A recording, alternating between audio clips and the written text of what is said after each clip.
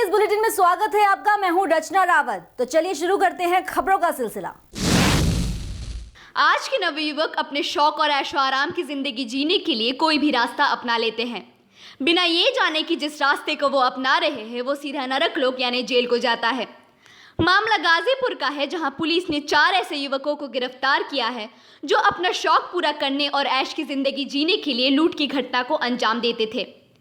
चारों अपराधी आदर्श बाजार की तरफ से आ रहे थे। चेकिंग के दौरान पुलिस के रुकने का इशारा करने पर अपराधियों ने पुलिस पर फायरिंग शुरू कर दी और भागने की कोशिश की, जिसके चलते फिसल जाने से चारों पुलिस के गिरफ्त में आ गए। पुलिस ने इनके पास से जिंदा कारतूस, 2 तमंचे और लड़कियों के डांस के वीडियो बरामद किए हैं। पुलिस पूछताछ में इन्होंने बताया कि लड़कियां शराब और हाई लाइफस्टाइल के लिए पैसों की जरूरत के चलते उन्होंने ये रास्ता अपनाया है। ये 4 अपराधी पुलिस मुठभेड़ में पकड़े गए हैं। इन 4 अपराधी नए उम्र के अपराधियाँ हैं। इनकी अपराध मूल तरह से छोटी छोटी छिनैती पे होती है। कुछ समय से हमें सूचना मिल रही थी, हमारे एरिया में छोटी छोटी छिनैतियाँ होनी है, लेकिन सारी जो है सूचना जो है बादी पुलिस के पास नहीं पहुँचे थे, लेकिन उस पर हमने कार्रवाई करने के लिए आदेश दिया और कार्रवाई उसमें शुरू हुई। कानपुर के अरमापुर थाना क्षेत्र में झाड़ियों में एक लाश बरामद हुई, जिसकी खबर मिलते ही लोगों में सनसनी फैल गई। युवक के सीने में गोली मारकर उसकी हत्या कर दी गई, जबकि तमंचा उसकी लाश से कुछ दूरी पर पड़ा मिला। युवक के मोबाइल पर रात में किसी लड़की के फोन आने पर वो घर से निकल गया। रात भर वो घर वापस नहीं लौटा, तो परिजनों ने उसकी खोजबीन करनी शुरू कर दी, लेकिन सुबह उसका शव झाड़ियों में पड़ा मिला। सूचना पाकर मौके पर पहुंची पुलिस ने छानबीन करना शुरू कर दिया और लाश को पोस्टमार्टम के लिए भेज दिया।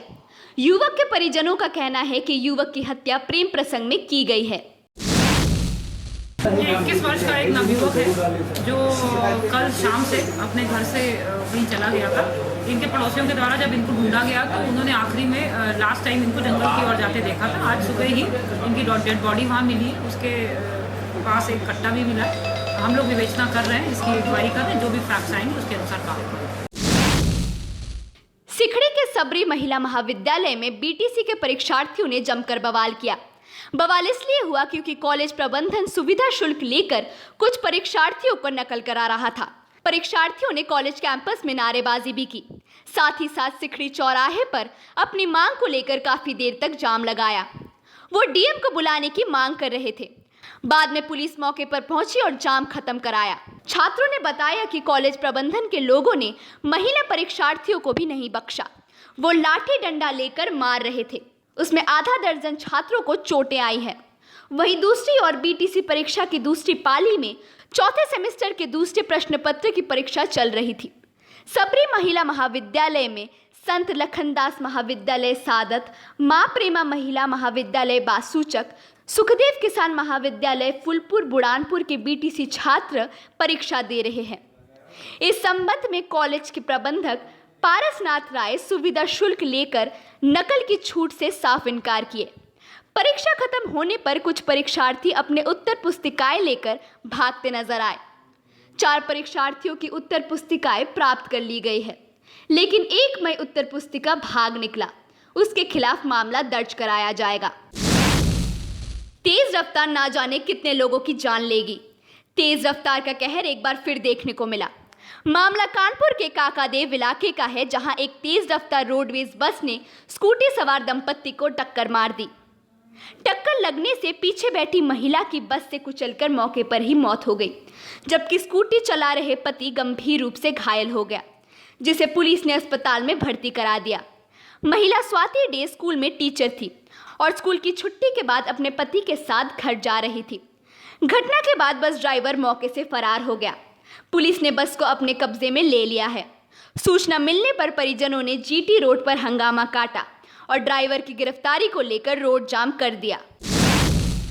हम लोग यहाँ पर नहीं थे। हम लोगों को तो फोन आया, हम लोग आए, लेकिन बताया जा रहा है कि समय पे फोन करने के बाद पुलिस समय पर नहीं पहुंची। तो अभी एक इनके हस्बैंड सीरियस हैं, उनका नाम वीरेन डी है, वो सीरियस हैं। अभी हॉस्पिटल गए, दूसरे हॉस्पिटल भेजे गए हैं। वो भी साथ में थे। वो साथ में थे, वो गाड़ी चला रहे थे। रोडवेज की बस है, उसका रोड नंबर भी है।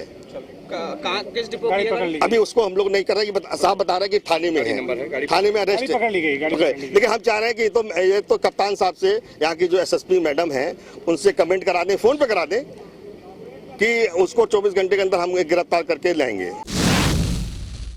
ये यहाँ पे जो सड़क दुर्घटना हुई है इसमें जो महिला हैं इनकी ये स्कूटी पे जा रहे थे, हस्बैंड और वाइफ से, इनकी रोड ट्रांसपोर्ट की बस थी, उससे टक्कर हुई और उसमें महिला की ऑन द स्पॉट डेथ हो गई है। जो इनके हस्बैंड थे वो गंभीर थे, उन्हें पुलिस ने ही वहाँ पे हॉस्पिटल पहुँचाया हाईलाइट, और अभी उनका वहाँ पे इलाज हो रहा।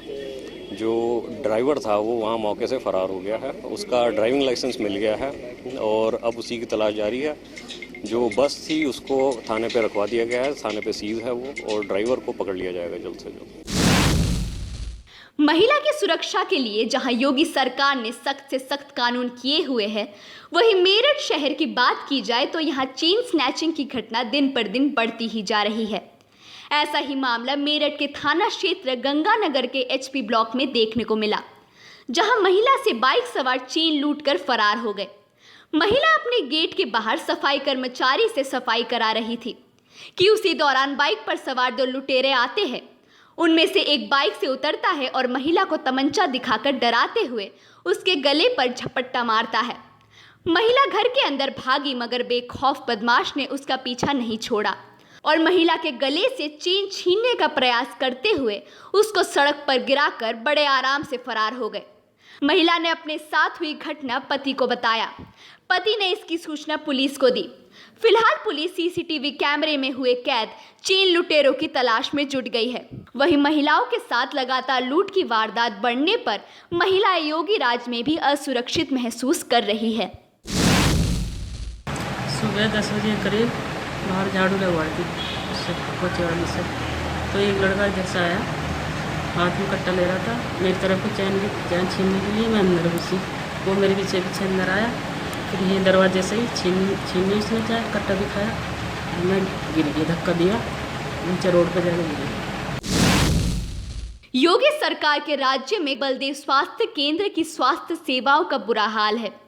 जहां ग्रामीण अपने इलाज के लिए दर दर ठोकर खा रहे हैं, वहीं दबंग किस्म के ग्रामीणों ने स्वास्थ्य उपकेंद्र पर अपना कब्जा कर रखा है।